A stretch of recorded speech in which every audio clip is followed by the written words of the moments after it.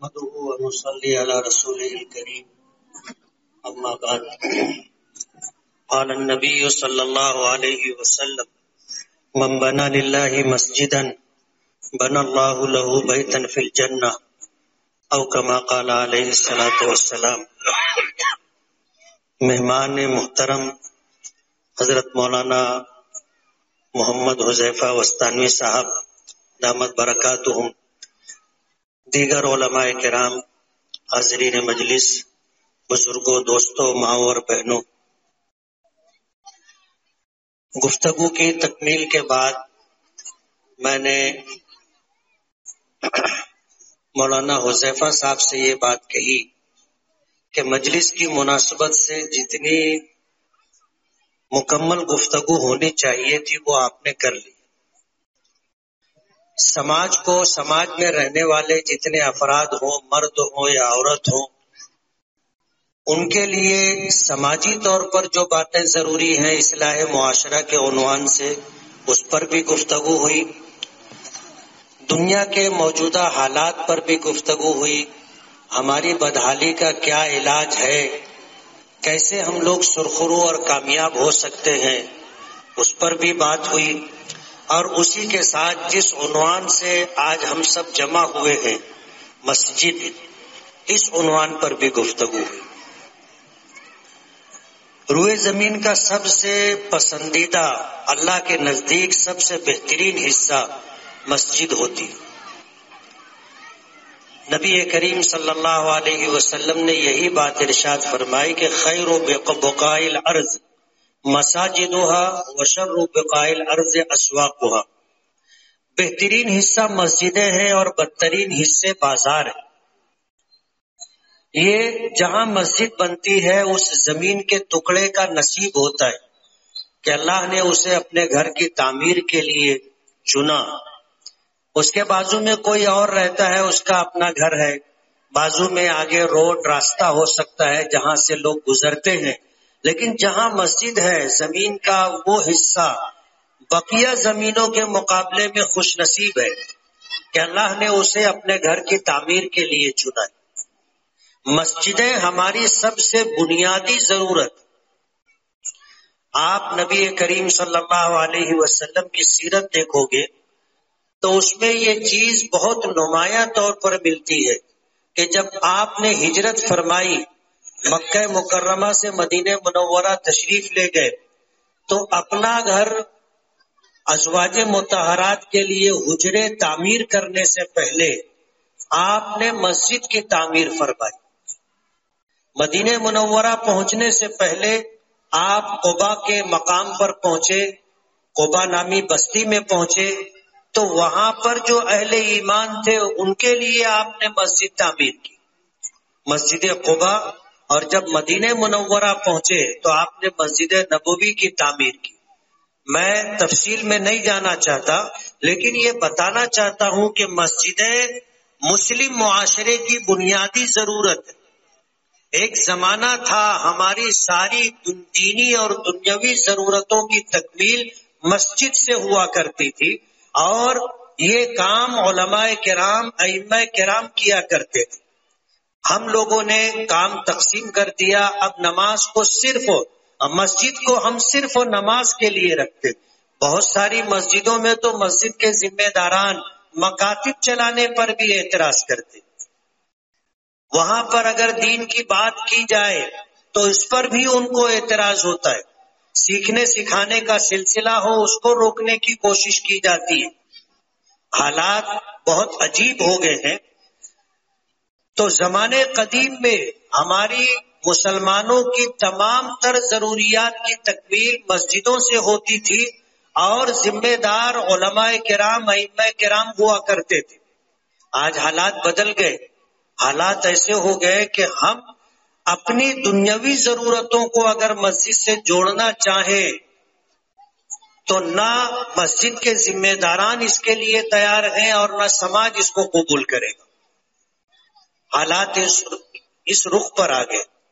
آج اس وقت مسجد اشرف بھی کی جو ہے تعمیر جدید کا پروگرام ہے، اور اسی مناسبت سے حضرت مولانا محمد حذیفہ وستانوی دامت برکاتہم کی تشریف آوری ہوئی ہے۔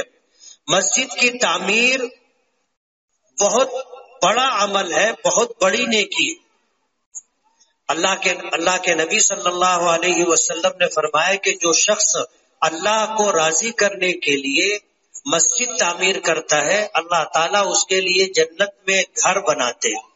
ظاہر بات ہے، ہم میں جو غریب ہوتا ہے وہ اپنی حیثیت کے مطابق گھر بناتا ہے، بلی پترے کا۔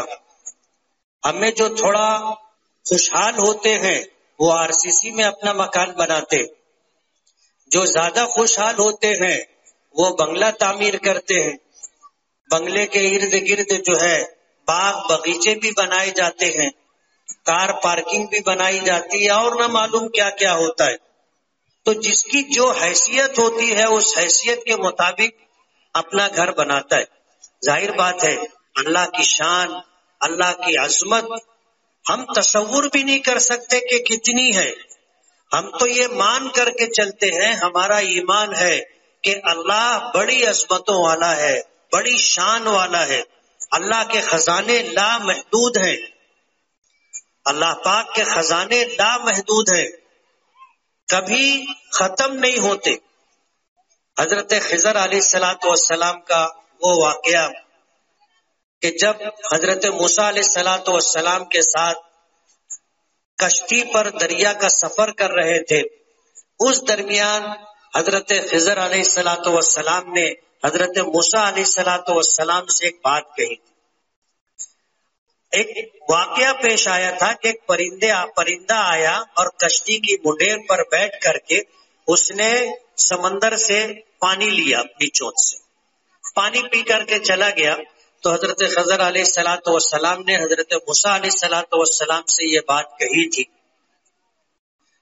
کہ میرا اور آپ کا اور تمام دنیا کے انسانوں کا علم اکٹھا کیا جائے تو اللہ کے علم کے مقابلے میں ایسا ہے جیسے سمندر میں اس پرندے نے اپنی چونچ سے پانی نکالا ہے۔ یہی حال اللہ کے خزانوں کا ہے، لامحدود ہیں۔ پوری دنیا میں جتنے انسان آ کر گئے، جو ہیں، جو آئیں گے، سب کے پاس جتنی دولت ہوگی، جتنا مال ہوگا، سب اکٹھا کر لیا جائے، اور جو انسانوں کو نہیں مل سکا لیکن دنیا میں ہے وہ سب اکٹھا کر لیا جائے، تو یہ سب مال مل کر کے جنت میں ایک کمان کے بقدر جو جگہ ہوگی اس کی قیمت نہیں بن سکتی۔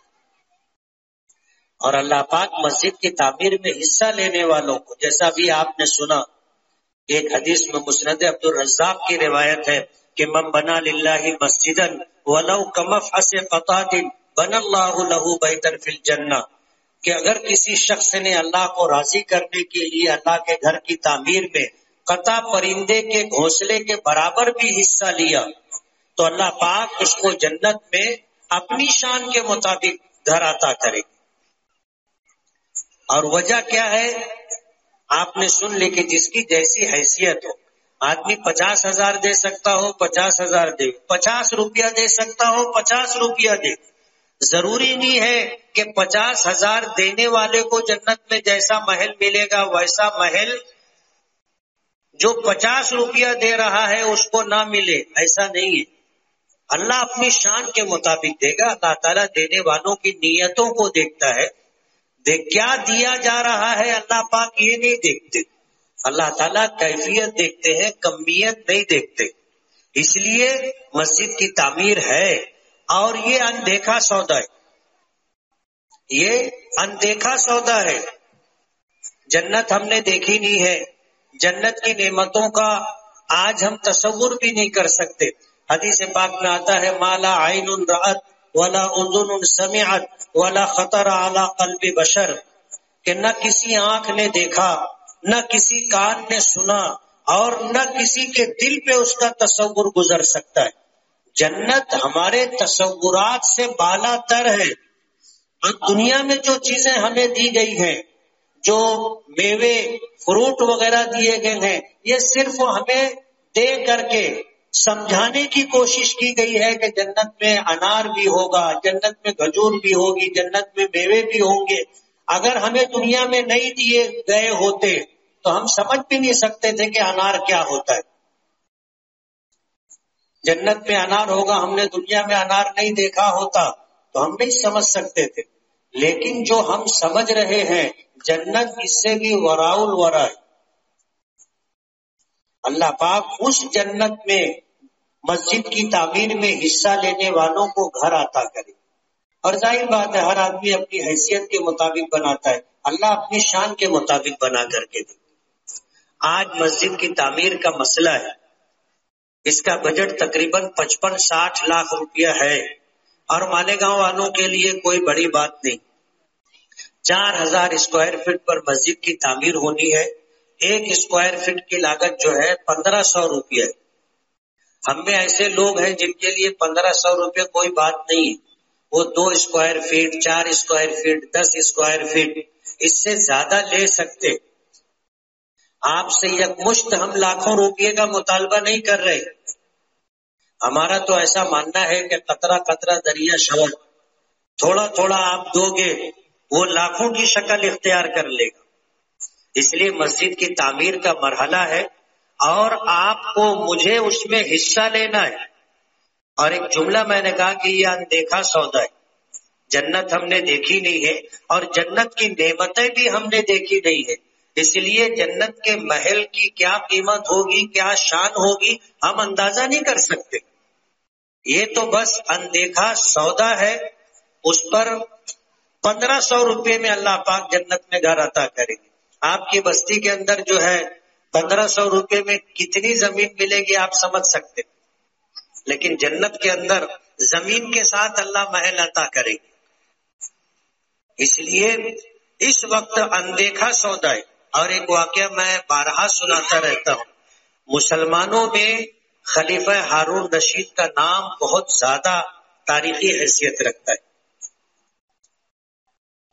ایک مرتبہ اپنے محل کے جھروکے میں بیٹھے ہوئے تھے، بادل جا رہا تھا تو کہنے لگے کہ تجھے جہاں برسنا ہو جا کر کے برس، تیرا خراج میرے خزانے میں آئے گا۔ اتنی بڑی سلطنت، خلفائے بنو عباسیہ میں مشہور ترین خلیفہ گزرے، بیوی تھی بیوی سے کہنے لگے کہ چلو آج ہم ٹہلنے کے لیے نکلتے۔ دریائے دجلہ کے کنارے ٹہل رہے تھے، اس زمانے میں ایک مجذوب تھے بہلول دانا، وہ ریت سے گھروندا وغیرہ بنا رہے تھے۔ ملکہ زبیدہ کے دل میں اللہ نے یہ بات ڈالی کہ یہ مجذوب آدمی ہے، کسی سے سوال نہیں کرتا، کبھی بھیک نہیں مانگتا، مجھے اس کی مدد کرنی چاہیے۔ وہ ریت کا گھروندا بنا رہا تھا، وہاں سے گزرتے ہوئے رکے اور خلیفہ ہارون رشید نے سلام کیا تو اس مجذوب بہلول دانا نے جواب دیا، تو ملکہ زبیدہ نے پوچھا کہ بہلول کیا بنا رہے؟ تو بہلول نے جواب دیا کہ جنت میں محل تعمیر کر رہا ہوں۔ ملکہ زبیدہ کہنے لگی بیچو گے؟ تو اس نے کہا کہ ہاں بیچوں گا۔ کہا کہ ایک محل کی کیا قیمت ہے؟ تو بہلول دانا نے کہا کہ 100 درہم۔ ملکہ زبیدہ نے 100 درہم نکالے اور بہلول دانا کو دے دی، اور ایک محل کا سودا ہو گیا، بولے یہ محل تمہارا۔ آگے بڑھے، خلیفہ ہارون رشید کہنے لگا کہ لوگ صحیح کہتے کہ عورت بے وقوف ہوتی۔ تو ملکہ زبیدہ نے کہا کہ کیوں، کیا ہوا؟ کہا کہ وہ ریت سے گھروندا بنا رہا تھا اور تم نے پوچھا کہ بہلول کیا بنا رہے ہو؟ تو اس نے کہا کہ جنت میں محل تعمیر کر رہا ہوں۔ تم کو پتہ نہیں کیا سوجی، تم نے سودا کر لیا، ایک محل خرید لیا۔ اس نے کہا 100 درہم، تم نے 100 درہم دے دیے۔ ایسا کہیں ہوتا ہے کیا؟ تو ملکہ زبیدہ کہنے لگی کہ میرے سرتاج، میں بھی دیکھ رہی تھی کہ وہ ریت سے گھروندے بنا رہے، میرے دل میں یہ بات آئی کہ یہ مجذوب آدمی ہے، کسی سے مانگتا نہیں ہے، دستے سوال دراز نہیں کرتا، بھکاریوں کی طرح ادھر ادھر بھیک مانگنے کے لیے گھومتا نہیں ہے، اس کی مدد کرنی چاہیے۔ تو میں نے مدد کے لیے ایک عنوان ملا، اس عنوان سے میں نے اس کی مدد کر دی۔ آگے بڑھ گئے، واپس آئے، رات تو ہوتی ہے، سورج تو ڈوبتا ہی ہے، سورج تو ڈوبتا ہی ہے۔ رات میں خلیفہ ہارون رشید سویا، اس نے خواب دیکھا کہ وہ جنت میں، اور ٹہلتے ٹہلتے ایک مقام پر پہنچا، دیکھا کہ ایک نیا محل، شاندار محل، اور اس کے جو ہے گیٹ پہ لکھا ہوا ہے قصر زبیدہ، یعنی زبیدہ کا محل۔ اب زبیدہ اس کی بیوی کا بھی نام تھا، تو وہ رک گیا اور رک کر کے پوچھنے لگا کہ کس کا محل ہے، تو کسی بتانے والے نے بتایا کہ یہ مسلمانوں کے خلیفہ امیر المومنین ہارون رشید کی بیوی ملکہ زبیدہ کا محل، اور کل ہی تعمیر ہوا ہے، کل ہی تعمیر ہوا ہے۔ آنکھ کھل گئی، اور جب آدمی اچھا خواب دیکھتا ہے تو بھی آنکھ کھل جاتی، اور ڈراؤنا دیکھ لے تو اٹھ کے بیٹھ جاتا ہے۔ اب خواب دیکھا، دیکھنے کے بعد اسے وہ واقعہ یاد آ گیا کہ دریائے دجلہ کے کنارے ٹہلنے کے لیے گئے تھا، اور وہاں پر جو ہے ملکہ زبیدہ نے بہلول دانا سے ایک محل کا سودا کیا تھا 100 درہم میں، اور خریدا تھا۔ بڑی بے چینی سے وہ انتظار کرتا رہا کہ پھر ٹہلنے کے لیے نکلے۔ صبح ہوئی تو ملکہ زبیدہ سے کہنے لگا کہ چلو ٹہلنے کے لیے جائیں گے، تو ملکہ نے کہا کہ میرے سرتاج کل تو گئے تھے، پھر کبھی چلے جائیں گے؟ بولے نہیں، چلو، چلنا ہے۔ اب ملکہ زبیدہ کو نہیں معلوم تھا کہ اس نے رات میں خواب میں محل دیکھ لیا ہے۔ اب شوہر نے کہا تو بیوی کو ماننا ہی ماننا ہے، فرما بردار بیویاں ایسی ہوتی۔ ٹہلنے کے لیے نکلے۔ اب ہارون رشید دور دور تک دیکھ رہا کہ بہلول کہاں ہے، ڈھونڈتے ڈھونڈتے ایک جگہ بہلول دکھ گیا، تو وہی کام کر رہا تھا جو گزشتہ کل کی کر رہا تھا۔ تو بہلول کے پاس جا کر خلیفہ ہارون رشید نے بڑی عقیدت کے ساتھ سلام کیا۔ بہلول نے جواب دیا وعلیکم السلام۔ پوچھا بہلول کیا بنا رہے ہو؟ کہا جنت میں محل تعمیر کر رہا ہوں۔ کہا بیچو گے؟ کہا ہاں بیچوں گا۔ کہا کہ ایک محل کی کیا قیمت ہے؟ تو اس نے کہا خلیفہ ہارون رشید کی سلطنت۔ اب ہارون رشید کے تو ہوش اڑ گئے،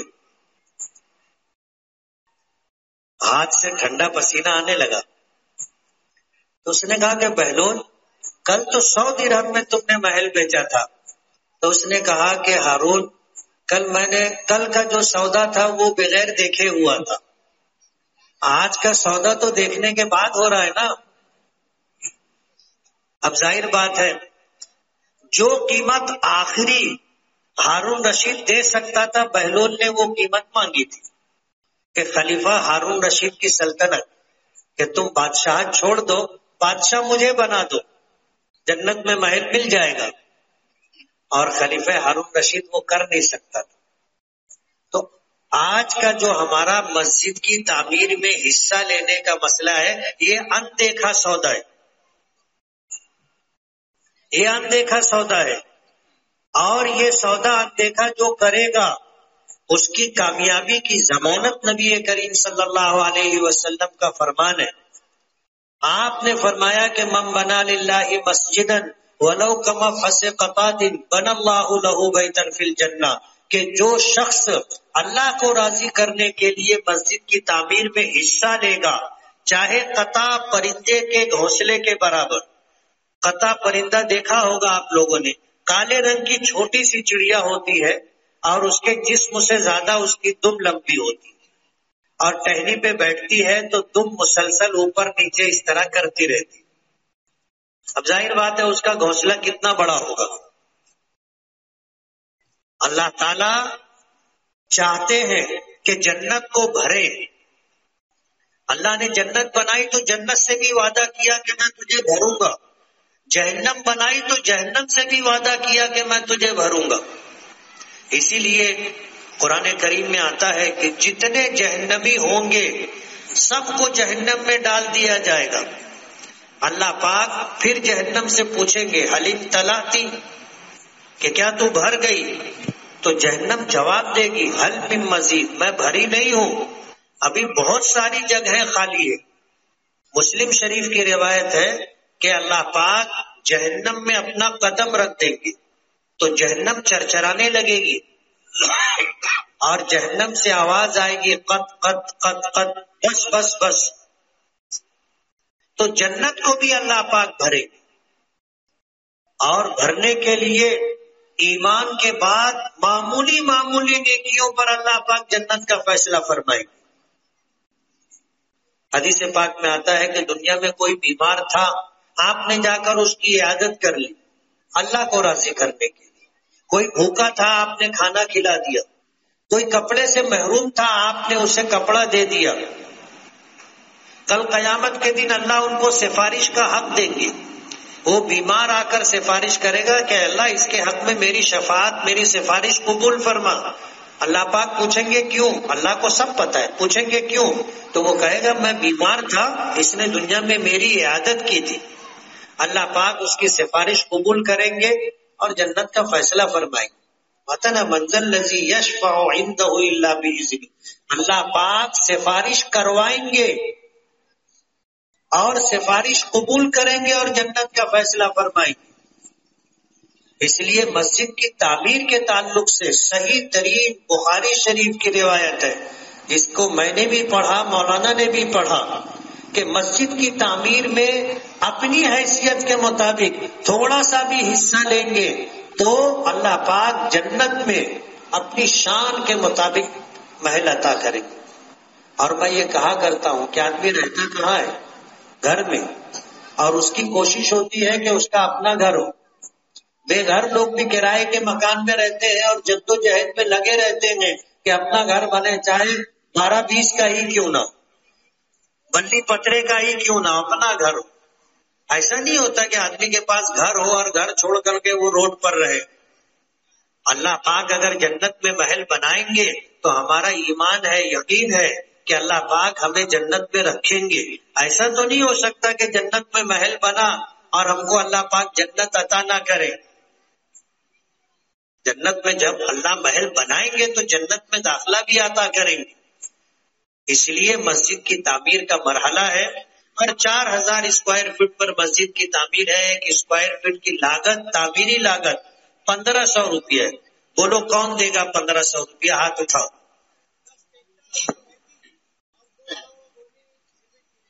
اللہ قبول فرمائے، اللہ قبول فرمائے. وہ بولتے نا دن مانگے موتی ملے، مانگے ملے نہ بھیک. ہم تو 1500 مانگ رہے تھے. اللہ جزائے خیر دے، اللہ آپ کی جان میں، مال میں برکت دے. حاجی صاحب نے بہت اچھا آغاز اور شروعات کی ہے. سب طرف سے آواز آنی چاہیے. ہمارا مطالبہ آپ سے بڑا نہیں ہے، چھوٹا مطالبہ ہے. کوئی آدمی ایسا نہ رہے جو نہ دیتا نہ دے.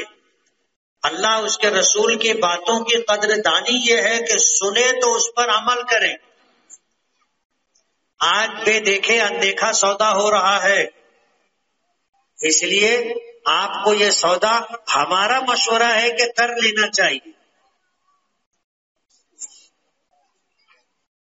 5 ٹریکٹر ریتی، 200 گونی حاجی بشیر صاحب بخار والے، 10 ٹریکٹر ریتی. میرے خیال سے اتنے میں تو کام ہو جائے گا ریتی کا اپنا انشاءاللہ. ٹریکٹر دے رہے کہ ڈمپر دے رہے؟ ٹریکٹر. ایک ڈمپر میں کتنا ٹریکٹر آتا؟ 4-5 آتا ہے.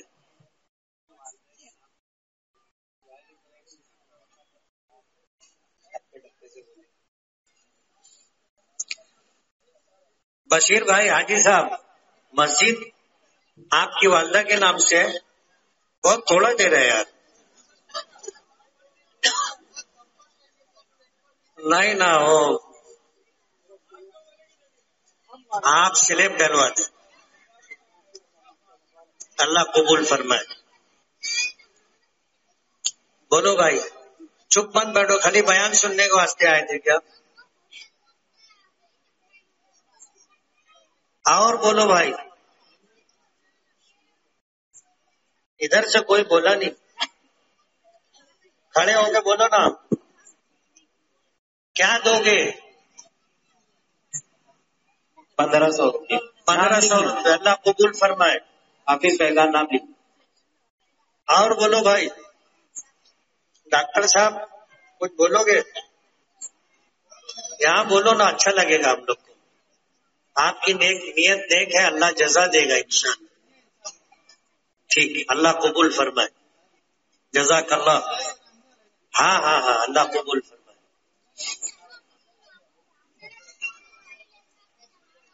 بولو بھائی، اور بولو۔